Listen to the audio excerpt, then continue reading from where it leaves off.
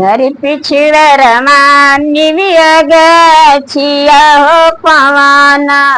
रैसै ढोले हो पवन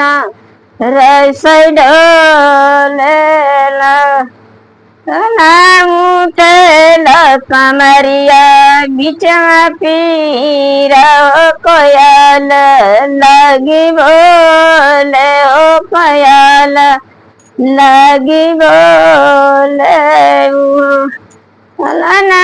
उठल कमरिया बीच पीर हो कोयल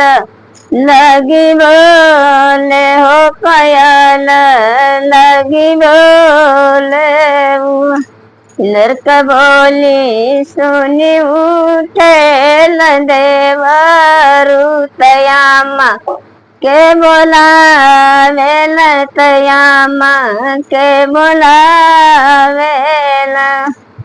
वही लड़का बोली सुनी उठे देवरु तयामा के बोला वेला तयामा के बोला वेला निबिया हो पवन रसै ढोले हो पवन रसै ढोले उठल कमरिया बीच पीर हो पवन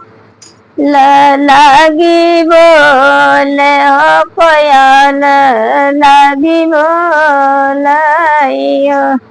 ना कोई लड़के बोली सुनी उठे न देवरु तयामा